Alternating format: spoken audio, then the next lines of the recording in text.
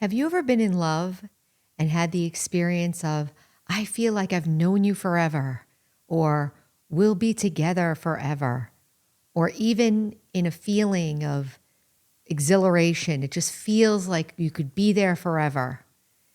Today, we're going to be talking about forever consciousness on the Spiritual American.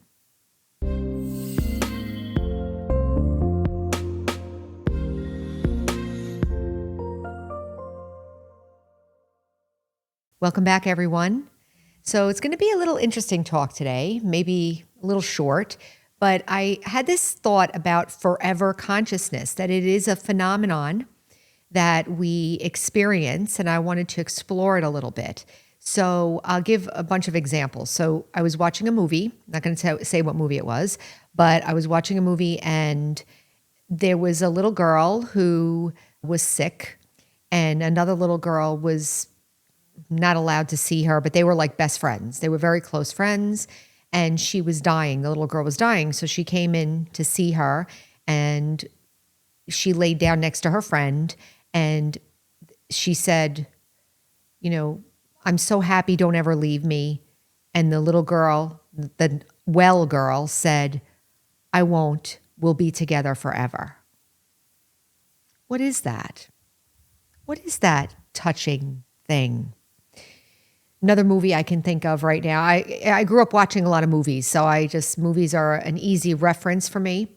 Another movie where the movie ended when it's a couple, and they were, going through this tumultuous time, and at the end, they were married, and the wife said, "So we're okay now. We're going to be together," and the husband said, "Forever."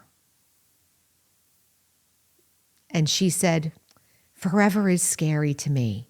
So what was happening there? The husband was trying to generate something, right? Forever. What about when you experience something really wonderful, maybe an exhilarating thing, like I said in the intro, and you say, I wish I could just stay here forever. Anybody ever have a experience with a friend or a loved one or something where you're just like, I just love this. I just wish we could keep this forever. So what is that consciousness? One way I can describe it is that beyond time, right? And in spirituality, sometimes it's a little scary when we hear these words like nirvana, beyond time, things like that. They're very yogi kind of words that maybe we don't relate to. But we actually do have similar experiences already as part of our regular life. Maybe we don't recognize them as potentially spiritual. Another forever consciousness that I can think of is and some of you will correct me, but there's some religious principle where they say there's a yogi sitting under a tree meditating, trying to have enlightenment. So self-actualization, right? So the self-actualization, so he finally reached that ultimate self-actualization. And it was verbalized in the sentence, I'm here, I've always been here. That's forever consciousness. So there's a feeling like it's always been so. You go beyond this feeling of linear time. So in our ordinary consciousness, we're very clear that things come and go, right? This video is going to be over in a few minutes, and we have this whole construct about, but then when we get into this forever consciousness, we're not aware of that anymore. We're in a totally different experience, and it's very pleasant, isn't it? It's pleasant. It gives a feeling of awe. It gives a feeling of desire fulfillment. And also a feeling of stability in the sense that something that can't be taken away. Now, as I'm talking, part of this is scientific, but part of it is not, right? It's experiential. So I wrote down here that being in love can kind of give the same feeling. I remember seeing a couple say, I feel like I've always known you. Where did that come from? What feeling is that? I feel like this forever consciousness comes maybe 3 ways, let's say. 1, being in love. 2, self-actualization. Or 3, some kind of higher power contact experience. And in those experiences, we're pulled out of our normal construct of reality.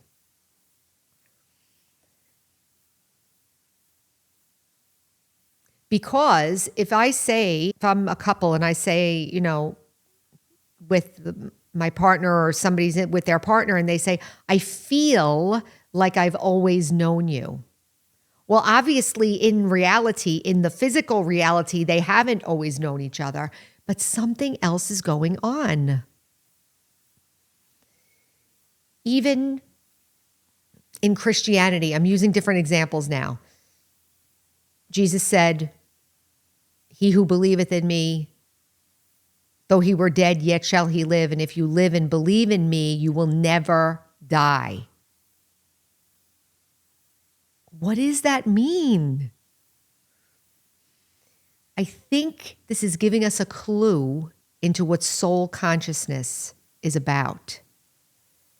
So as I'm giving these examples, maybe you can reflect on your own life whenever you've had that feeling. It's a magical feeling, magic in the sense that it has nothing to do with the physical realities of life. But sometimes we share those feelings with others, or we're touched by that feeling. It changes us. For me, with spirituality, when I came into this knowledge, what happened was I heard the words, "You are a soul," coming from a teacher, Brahma Kumari's teacher. You are a soul. And I guess as a soul, I was ready to hear that, ready to accept that. And in that moment, you are a soul, the thought came to me, that's God. Like there was something beyond happening with me in that moment. You could call that a higher spiritual experience. You could call it forever consciousness, because the soul is forever. God is forever. Sometimes you hear God's love is forever, or our relationship with God is forever. What does that mean here on the physical plane? Nothing is forever here. So how does that work? Can we acknowledge it as an actual phenomenon, though, at least? Can we acknowledge that even as part of our ordinary human life, there are moments where our awareness and our framing of reality is actually feeling like forever, always. I've never been without you. I've never not known you. I've always known you. We will be together forever. You are a soul. That's God. So for me, saying that's God meant it was something beyond, right?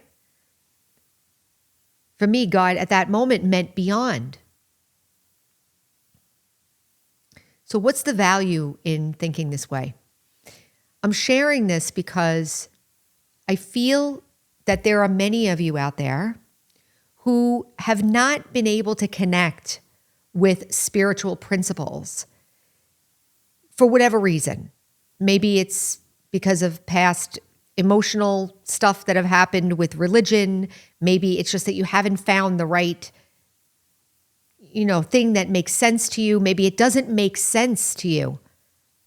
Maybe you've been hurt in the name of religion or something like that. Maybe the idea of spirituality sounds too out there.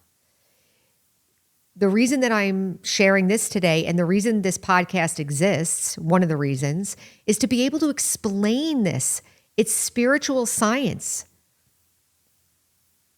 That when we have this experience of being beyond, it's actually forever consciousness. In that moment, I'm in forever. There is no time. When I'm in soul consciousness, actual soul consciousness, there is no time.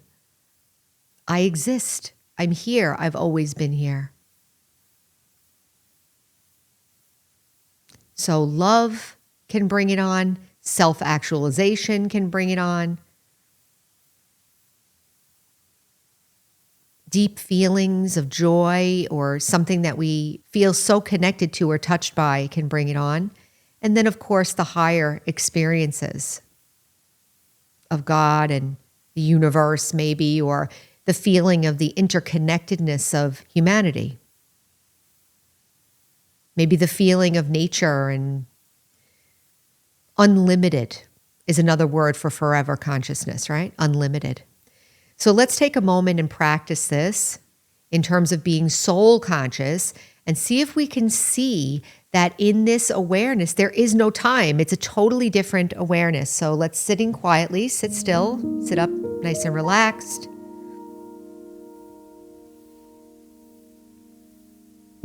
Take a deep breath in and exhale. Bring your attention to the center of the forehead.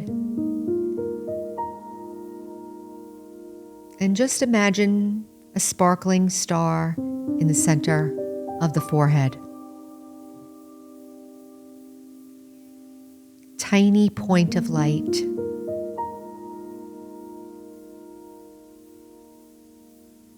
The body is fine. It's taking care of itself. So just bring your attention to that star and just look at the star for a moment.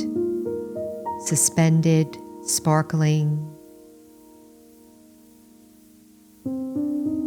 silent,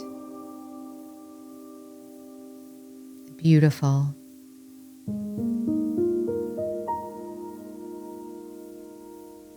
And as I look at the star, I say to myself, I am the star. I am the soul. I am a point of living consciousness.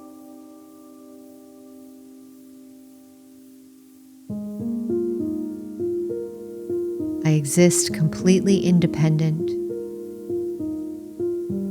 of time, sound, matter.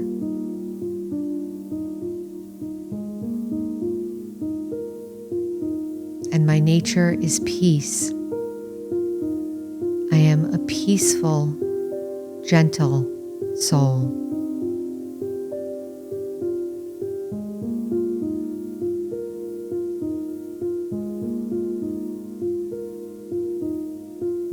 I am this. And it's okay for me to remain in this awareness right now. I understand that I'll be moving away from this awareness in a moment, but for now, just gently experience complete freedom, complete stillness.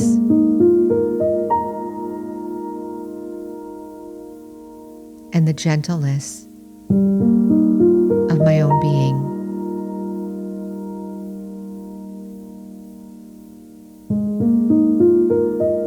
Watching the star and listening to the silence and experiencing the peace that is myself.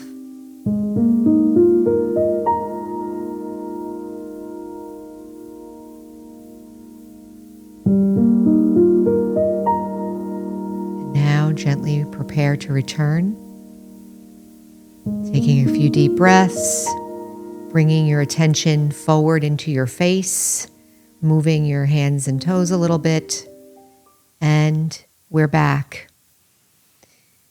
That is meditation. That is bringing my awareness away from this world of time and space and everything into this forever self-awareness. If you've been watching the podcast, you know that that is the basis of this meditation.